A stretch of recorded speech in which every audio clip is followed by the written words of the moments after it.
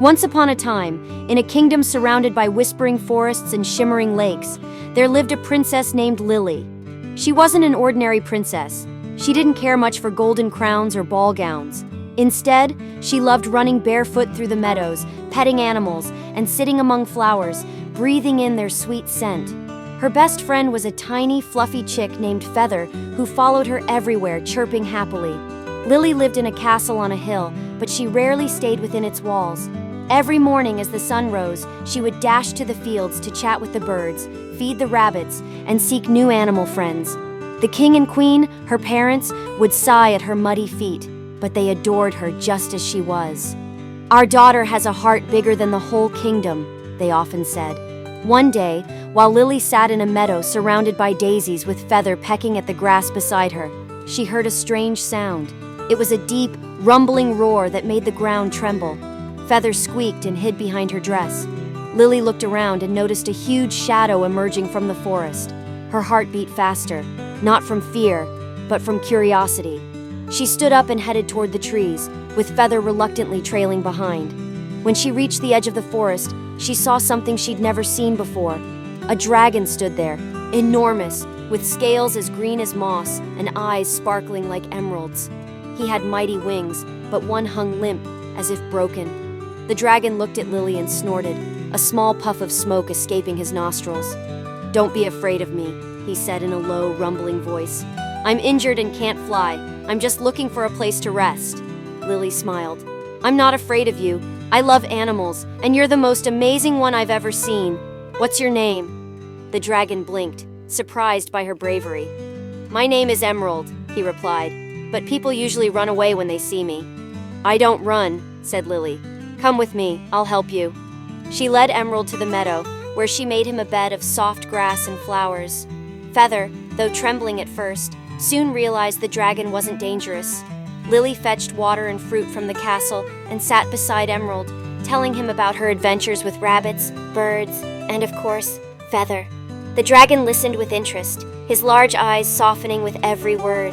Over the next few days, Lily cared for Emerald. She found a book about dragons in the castle library and learned how to fix a broken wing. Using branches, rope, and her clever hands, she crafted a makeshift splint and wrapped it around Emerald's wing. The dragon was grateful, though he sometimes teased that he looked like a giant bird with a nest on his back. Lily laughed, and Feather chirped as if joining in on the joke.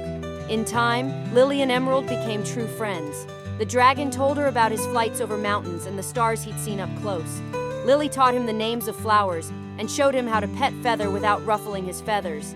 Emerald, though huge and fearsome looking, proved gentle and caring. Sometimes, he even let Lily climb onto his back, with Feather perched on his head like a tiny king of dragons. One day, a different shadow fell over the meadow. A knight in shining armor arrived in the kingdom, having heard rumors of a dragon. "I'll slay the beast and save the princess," he shouted, drawing his sword. Lily, who was sitting among the flowers with Emerald and Feather, leapt to her feet. "Stop!" she cried. "Emerald is my friend. He doesn't hurt anyone." The knight stared at her, baffled. "Friend? A dragon?" he asked, lowering his sword. "Yes," Lily said firmly. "He's kind and harmless. If you attack him, I'll fight to protect him." Emerald raised his head and snorted. Not smoke, but a gentle breeze, as if to show he meant no harm. Feather bravely stood in front of the dragon, spreading his tiny wings. The knight looked at this odd trio, the princess, the dragon, and the chick, and suddenly burst out laughing. "I've never seen anything like this," he said, sheathing his sword. "If a dragon has friends like you, he must be special. I won't fight him."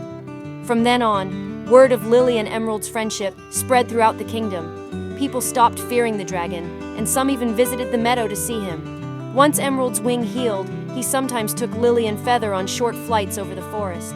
Lily laughed, feeling the wind in her hair, while Feather chirped in delight, clinging to the dragon's scales.